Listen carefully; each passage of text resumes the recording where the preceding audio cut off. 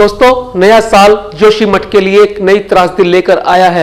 ये वही जोशीमठ है जहां पर आदि गुरु शंकराचार्य ने सबसे पहला अपना मठ बनाया था उत्तर दिशा की ओर।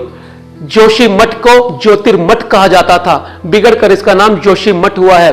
दोस्तों, ज्योतिर्मठ से बद्रीनाथ बिल्कुल करीब है, वही जो विष्णु का धाम है। दोस्तों, जोशीमठ की त्रासदी हमें बहुत कुछ कहती है। भयंकर आवाजें हुई, सब लोग कह रहे थे भागो भागो भागो, होटल टूट गया है। ये किस कारण से आई है? उत्तराखंड के चमोली जिले में स्थित जोशीमठ समुद्र तल से 1800 मीटर की ऊंचाई पर स्थित है।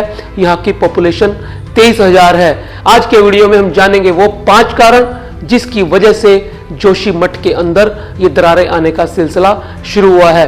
दोस्तों, पिछले 20 दिनों से जोशीमठ में जो त्रासदी आई है, ये संकेत देती है विकास बनाम विनाश का। मगर इस बार जिस तरीके के हालात दिखाई दे रहे उससे तो जोशीमठ के अस्तित्व के लिए भी गंभीर खतरा हो गया। जो रहने वाले लोग हैं, हम किस विकास से गुजर रहे हैं? क्या ये विकास हमें विनाश की ओर ले जाने के लिए हो रहा है? क्या ये विकास मानव सभ्यता पर प्रश्न चिन्ह है? क्या ये विकास हमें किसी काम का नहीं रहने देगा? आइए जानते हैं 5 कारणों को जिसकी वजह से इस तरह की त्रासदी जोशीमठ के अंदर आई है। हमारे साथ क्या होना पूरी जोशीमठ के साथ हो गया। दोस्तों, वैसे तो जोशीमठ की इस त्रासदी को, इन दरार आने को बहुत से कारणों से जोड़कर देखा जा रहा है, लेकिन मुख्यतः 5 कारण इसके पीछे छिपे हैं जिनकी वजह से पहाड़ों में इस तरह की दरार आनी शुरू हुई है। पहला कारण, कमजोर पहाड़ियां।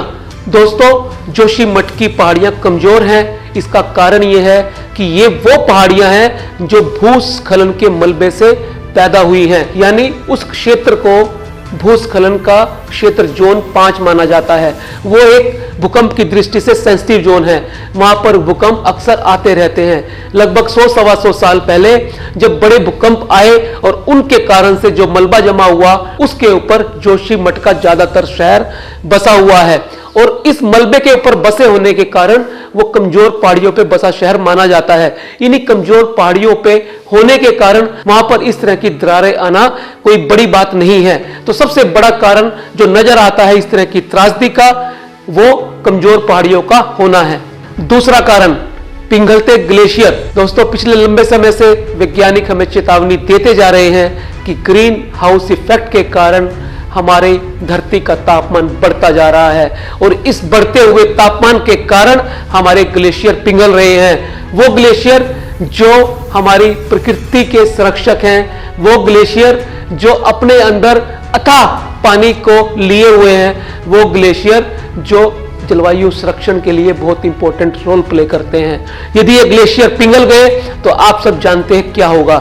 इससे समुद्र का स्तर बढ़ जाएगा और हमारे शहर डूबने शुरू हो जाएंगे। एक काम और ये ग्लेशियर करेंगे, वो ये कि ये पहाड़ों के अंदर ज्यादा पानी देने से वहां की मिट्टी को कमजोर कर देंगे और पहाड़ों में दरारों का कारण बनेंगे, जैसा कि जोशीमठ के अंदर हुआ है। तीसरा कारण, अयोजनाबद्ध निर्माण।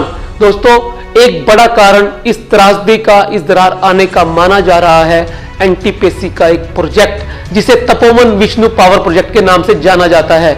इस पावर प्रोजेक्ट के जरिए हमें बिजली तो मिलेगी। इस पावर प्रोजेक्ट के लिए सुरंगें बिछाने का जो काम हुआ है, उसकी वजह से टनल की खुदाई करने के लिए जो विस्फोटक लगाए गए हैं, उससे मिट्टी कमजोर हो गई है। बिल्कुल टनल का पानी हो सकता है, ये हूबहू वैसा ही दिख रहा है। से पानी का रिसाव शुरू हो गया है और इस मिट्टी कमजोर होने और पानी के स्राव होने की वजह से इन दरारों का आना एक मुख्य कारण माना जा रहा है। इसके अलावा 4 धाम यात्रा प्रोजेक्ट के लिए जो जोशीमठ से 1 किलोमीटर दूर सड़क बन रही है, उसके अंदर भी विस्फोटकों का इस्तेमाल किया गया है और उन विस्फोटकों के इस्तेमाल से धरती कमजोर हो गई है, पहाड़ों की मिट्टी रिसने लगी है, वहां पर पानी बहने लगा है। इन सब कारणों की वजह से जोशीमठ में दरार का आना माना जा रहा है। इसके अलावा लोगों ने भी वहां पर घरों के, दुकानों के और अन्य जो निर्माण किए गए हैं, वो भी योजनाबद्ध तरीके से नहीं किए गए हैं। दोस्तों, ये अनियंत्रित और अयोजनाबद्ध निर्माण हमेशा ही त्रासदी को लेकर आते हैं। तो यदि हमें अपने पहाड़ों को सुरक्षित रखना है, यदि हमें इकोसिस्टम को बचाना है, यदि हमें प्रकृति का संरक्षण करना है, तो हमें इन अनियंत्रित और अयोजनाबद्ध निर्माणों को रोकना होगा। चौथा कारण, पेड़ों की कटाई। दोस्तों, विकास के नाम पर अंधाधुंध जंगल काटे जा रहे हैं, अंधाधुंध पेड़ काटे जा रहे हैं। और आप सब जानते हैं, पेड़ हमें ऑक्सीजन देने के अलावा मिट्टी को भी बांधे रखते हैं, पानी का भी संरक्षण करते हैं। यदि पेड़ों को और जंगलों को लगातार इस तरह से काटा जाता रहा तो ये हमारे जंगलों के लिए, ये हमारे पहाड़ों के लिए कतई भी उचित नहीं है। दोस्तों, पेड़ों के कटने से मिट्टी की पकड़ कम हो जाती है और पहले ही जोशीमठ के पहाड़ कमजोर हैं, और यदि और ज्यादा पेड़ काटे जाएंगे तो मिट्टी की पकड़ कमजोर होने से और पानी का संरक्षण न होने की वजह से और ज्यादा दरारों की संभावना बढ़ेगी। ये तो सिर्फ एक जोशीमठ ही है, उसके आसपास के इलाके जैसे कर्णप्रयाग, रुद्रप्रयाग, ऋषिकेश से ऊपर की और बहुत सारी पहाड़ियों के अंदर भी इस तरह की दरारें देखी गई हैं। और ये जनवरी 2023 में ही नहीं, इससे पहले भी जोशीमठ के अंदर दरारों के संकेत मिले हैं।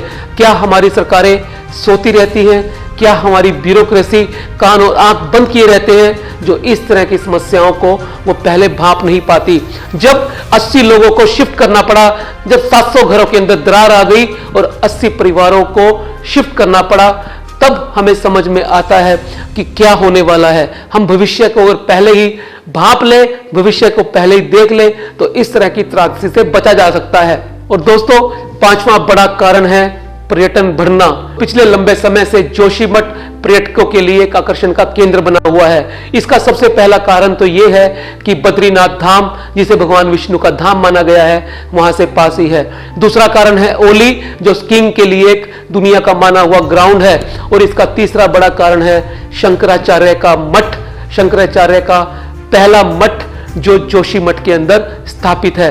दोस्तों, इन सब कारणों की वजह से वहां पर लगातार पर्यटन बढ़ता जा रहा है, वहां पर लगातार पर्यटक आते जा रहे हैं और हर साल ये संख्या दिन पे दिन बहुत तेजी से बढ़ रही है, जिसकी वजह से विकास के नाम पर अंधाधुंध पेड़ों का काटना और ज्यादा प्रकृति के विरुद्ध काम होते जा रहे हैं। इन सब कारणों की वजह से इस तरह की दरारें आना स्वाभाविक है। दोस्तों, ये थे वो 5 कारण जिनकी वजह से जोशीमठ के अंदर दरारें आई हैं, जिसकी वजह से जोशीमठ धंसता जा रहा है। अगर हम चाहते हैं कि ये समस्या आगे विकराल रूप ना ले और जोशीमठ की तरह से भारत के अन्य पहाड़ों के ऊपर इस तरह की दरारें ना आए, तो हमें संभलना होगा, हमें जानना होगा प्रकृति संरक्षण के महत्व को, हमें जानना होगा पृथ्वी हमारी माँ है, हमें जानना होगा कि जो हम इस धरती से लेते हैं उससे ज्यादा देना हमारी जिम्मेदारी है।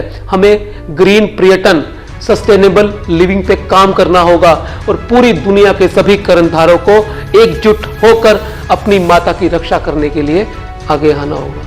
मैं उम्मीद करता हूं आज का वीडियो आपको समझने में मदद करेगा जोशीमठ में इस तरह की दरारों के आने के बड़े 5 कारण क्या हैं। यदि आपने अब तक चैनल सब्सक्राइब नहीं किया है तो कर लें और इस तरह के वीडियो देखने के लिए नोटिफिकेशन बेल दबा दें ताकि कोई भी वीडियो आपसे मिस ना हो। मिलते हैं अगले वीडियो में फिर एक नए विषय के साथ, तब तक के लिए नमस्कार।